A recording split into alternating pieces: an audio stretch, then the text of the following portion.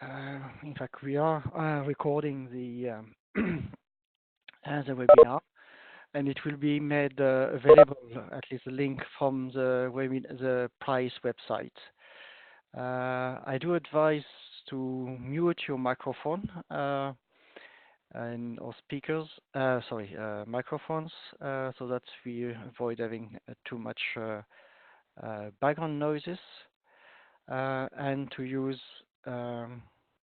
the chat box to ask your question, and I will read your question loud so everybody can hear.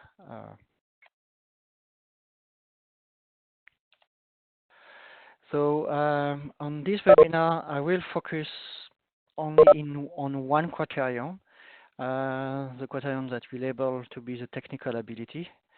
It is quite likely the most important for you. And then it will be followed by a Q&A session. So just as a reminder, we have 5 criterions. 2, in fact 3. The first 3, the degree of system integration, the device performance, and the production full are what we label and group under the technical abilities. Then we have 2 other criteria, one looking at market potential, and the other one, the commercial potential of the device. And this we will address in follow-up webinar. I will not address the third one, the production of the fuel to be used in an engine, because this one is really, we probably will address it in another webinar because it will be also checked during the grand final. So on the technical ability, on the integration, so on the degree of the system integration from the light capture to fuel production, the total maximum score will be 30. And what we will assess there is the degree of integration of the device. What I will repeat in all the criteria, we expect to see in your application a detailed description of the methods and the measurement techniques that you employ to give the information,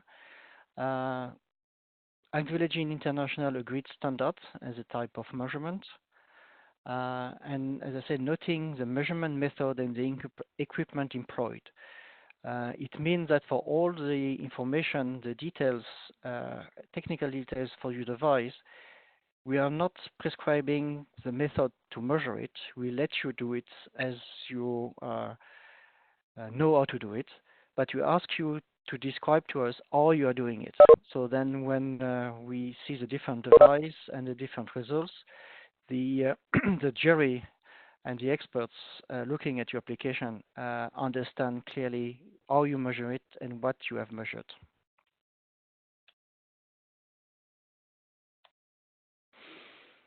So on the sub-criteria of the integration, integrity, the integrity is seen as a measure of the device integration of the complete artificial photosynthesis cycle, covering the light capture, the water splitting, and the carbon reduction. We expect in the description that you should provide details regarding the level of the process integration, including a description of what you face as the key challenges and how you overcome them through very easy and innovative design. The durability, it is a measure of the device capacity to perform under various conditions, including the variation of sunlight input during the operation cycle, like light functions, the temperature fluctuation, and the length of time that you had for unassisted operation. So the type of operational cycle information that we expect to see in the application for the prize will be the light cycle and function use for the device that you use during the device testing. What were the ambient temperature conditions that it was operated, the variability, and on unassisted operation, what was your average length, what was your longest, any information which would be uh, interesting and useful to see, the operational aspect of your device, and obviously explaining how you make those measurements.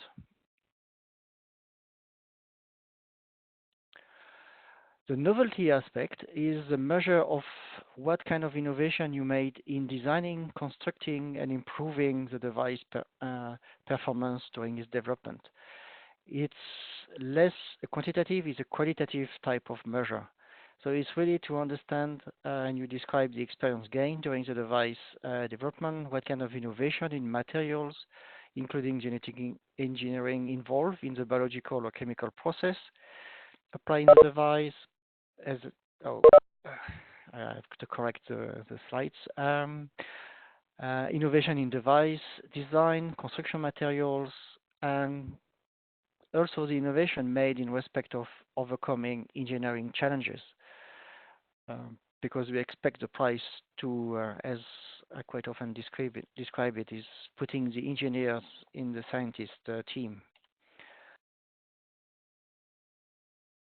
The second sort of sub-criteria of performance is a device or the system performance.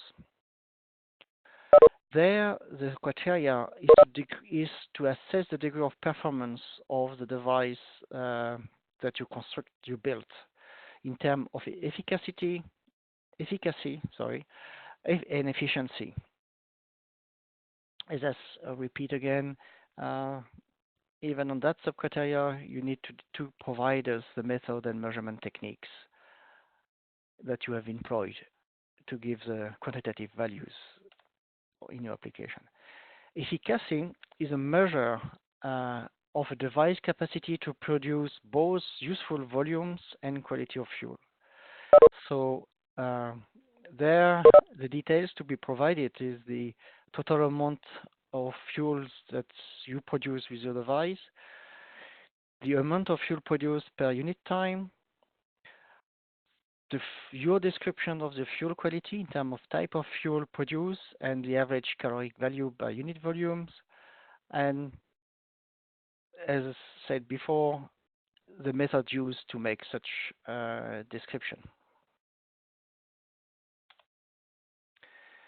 The second sub-criteria is the efficiency. This is a measure of the device capacity to convert sunlight into fuel, also taking into account any energy used for ancillary services and material you consume during the operation. So what kind of details we are looking at is the level of the solar energy input to the device and any other energy inputs that you put in the device, the material inputs that you used, and what is the full output, which in fact should be consistent also to the efficacy measurement. Then you can compute the calculated efficiency for each and all of these factors, and how you measure them and how you did the computation. So as I say, we are not providing any description of how you measure the efficiency. We just sort of ask you to tell us how you do it and what are you measuring.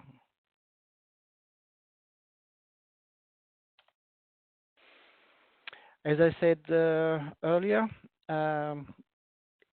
this is sort of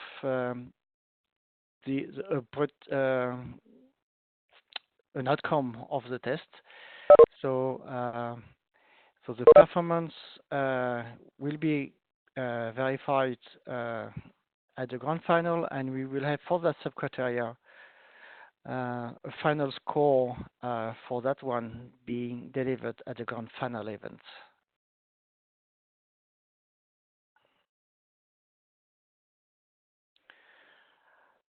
So after this brief description of all the criteria, in fact, all what I've presented in the slides are in the rule of the contest. Here are the slides to let you already know of the next events. We planned a second criteria, especially on the market potential, on the 10th of September. We will send around the registration link 2 weeks, probably mid-August. We are intending to do another third webinar for the third criteria at the end of mid-November, but this date is to be confirmed, or we may even combine the two webinars. For your information, our colleagues in ISPRA, in fact, we mentioned it last webinar, organize a physical workshop at the ISPRA web site where the tests, the grand final will be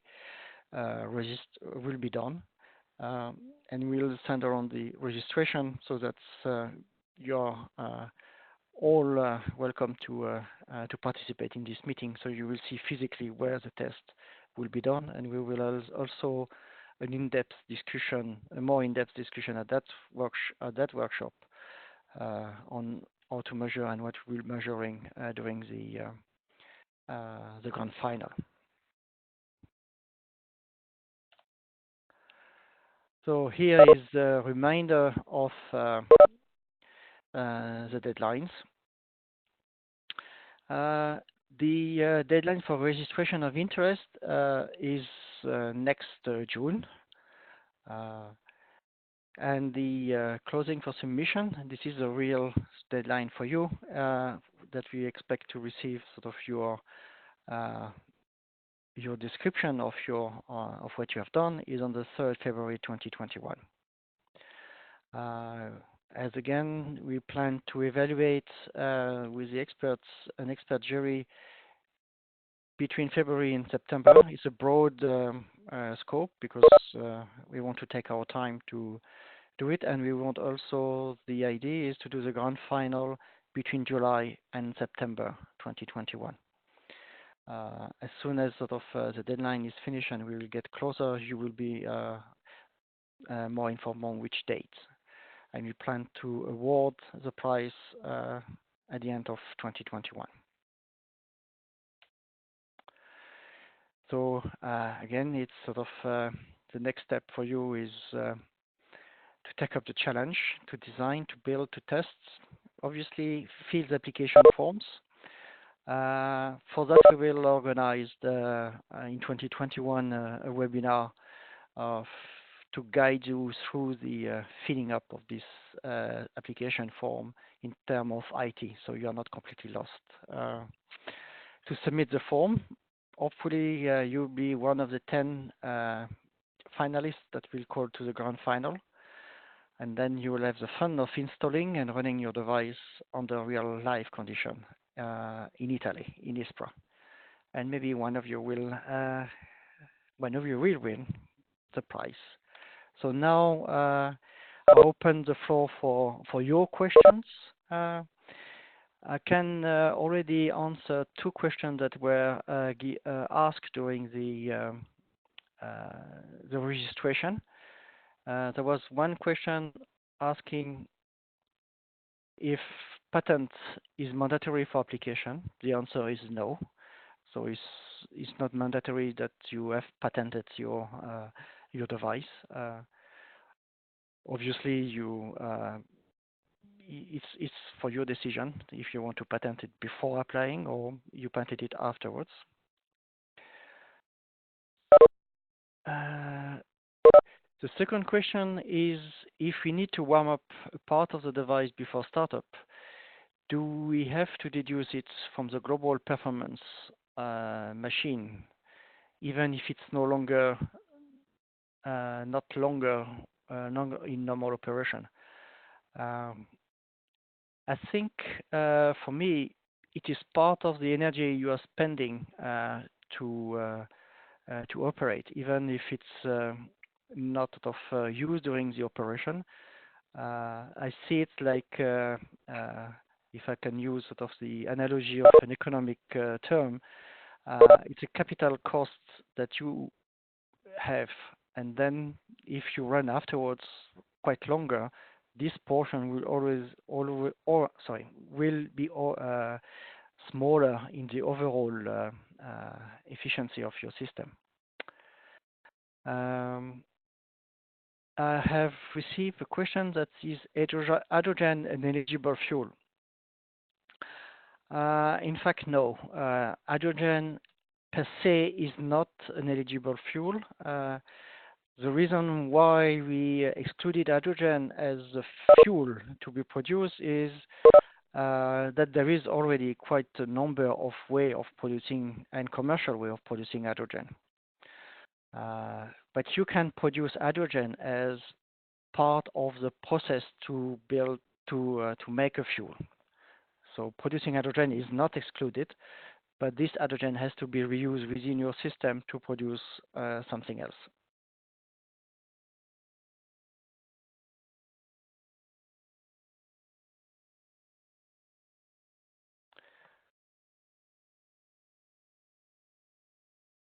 So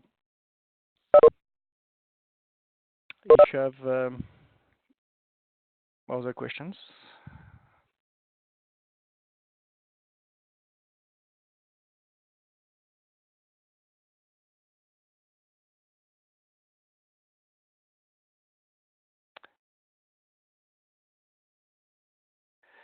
I have a question as do you have already the engine specification?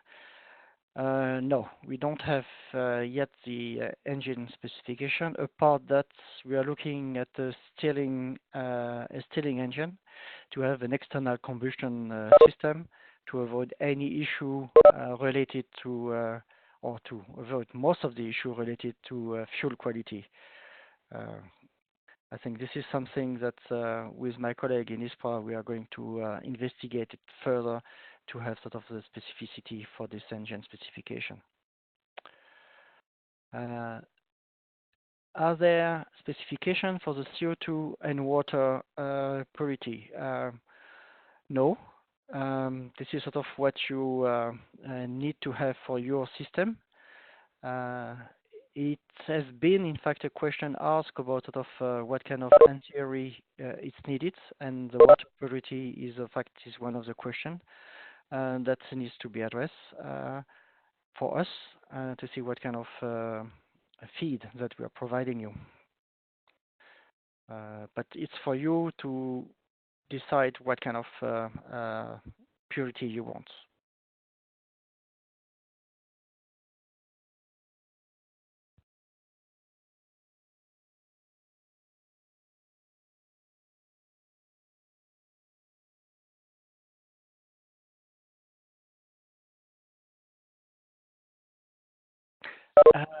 Yeah. So yeah, no need for you don't need to have a purification in system in your system. I think this is sort of issue that with sort of my colleagues who are from ISPA who are sort of also listening to me is we will look at.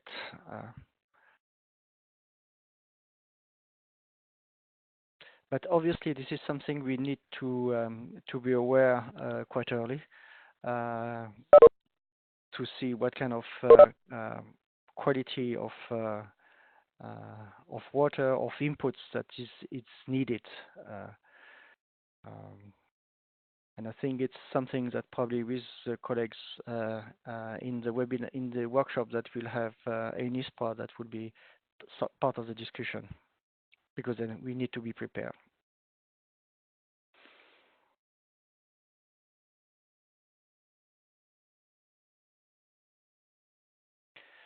There is no minimum size in terms of fuel production. The only physical size that we have, it's in the rule for contest. It's in fact the physical dimension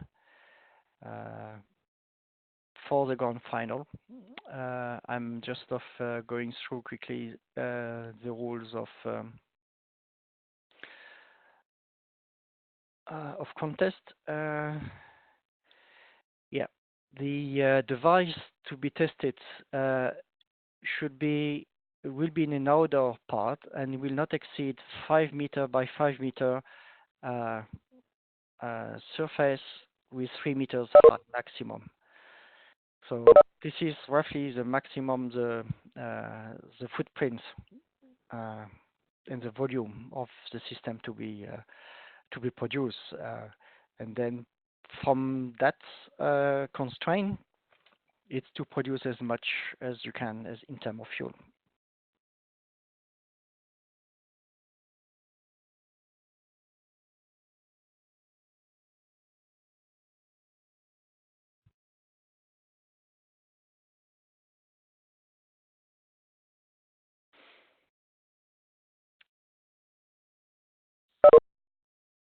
Any other questions?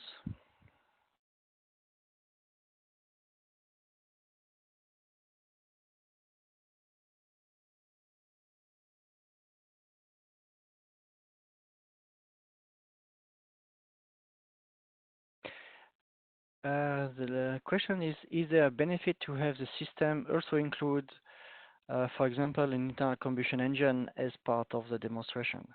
No, because the engine testing will be external. I think we want the device to be focusing on the fuel production. It's sort of, we want to extract the fuel from your device to be used in an engine.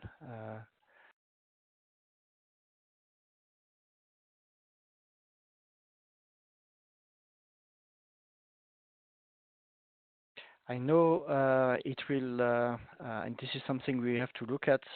We have to transport the fuel. I can understand that you are integrating the engine within the device, sort of reduce the length for transporting the fuel, but this is something we will have to do at the grand final.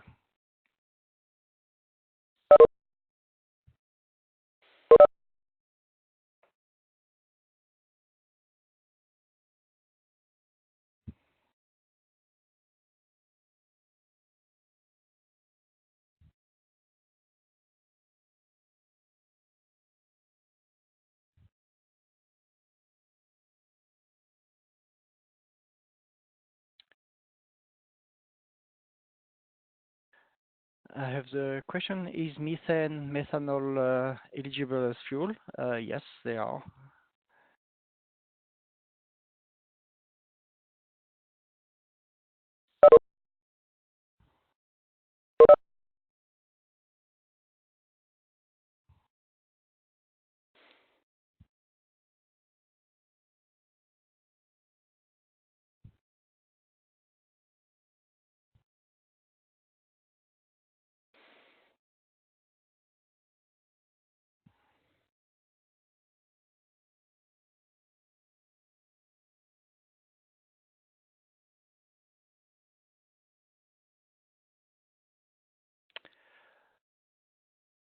Any other questions?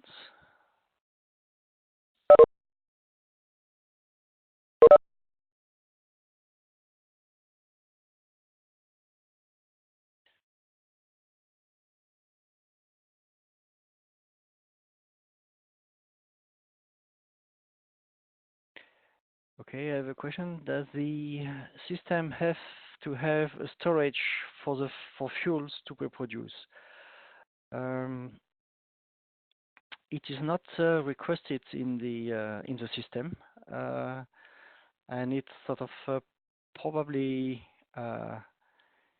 for you to see how you extract the fuel from your system. I think, in fact, it's a very good question.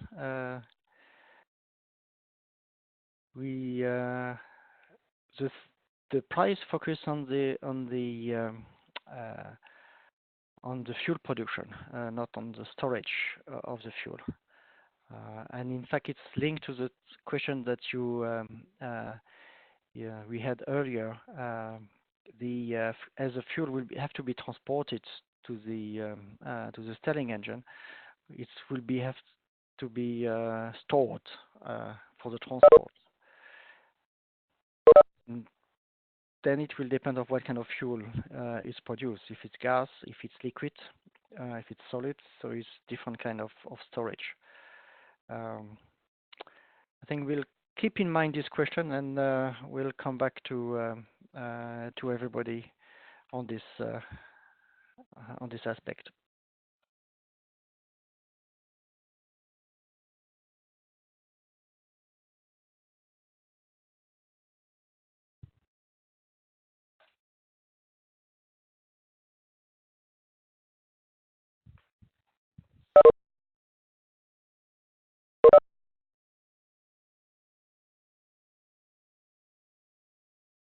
So,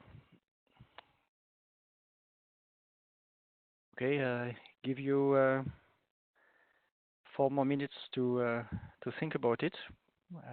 We still have more time if you have more questions.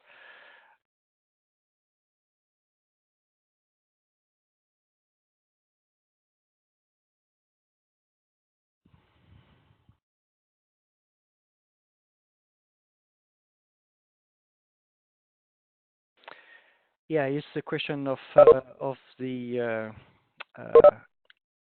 gaseous fuels. This is what I told you earlier, that sort of we'll have to discuss with a colleague in ISPRA. We want to address this question. Because if it's gaseous, we have to see if we will compress it or if we don't compress it. As I say, in the price description, we are focusing on the fuel production, not the fuel use. So I will consider that if we need to compress the gas afterwards, that will not be part of the let's say the fuel efficiency or the efficiency of your system, because you will need extra energy to compress the gas.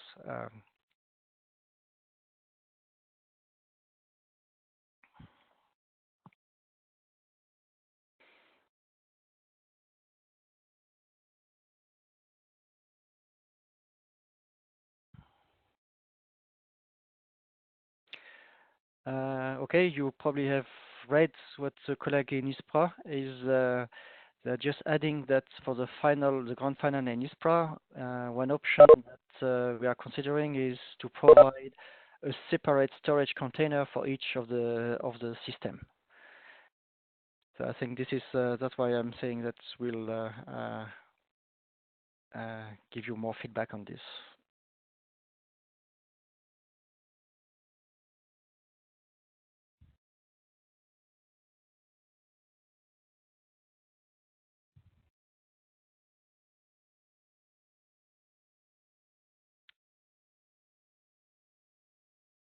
Okay.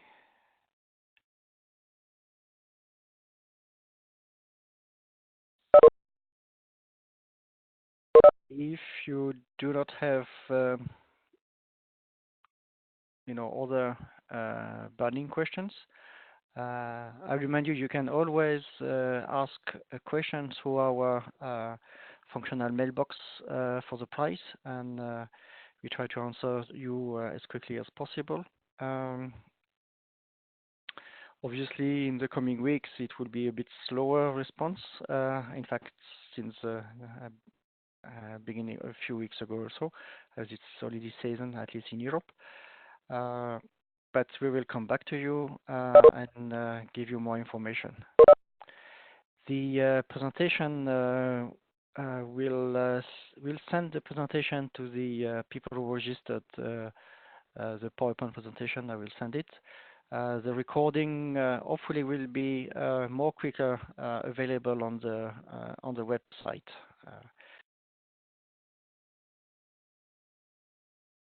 But yes, both the presentation and the recording will be made available.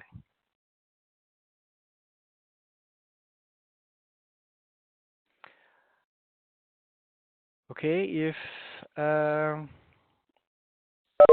is no other question from any of you at this stage, I thank you for participating in this webinar.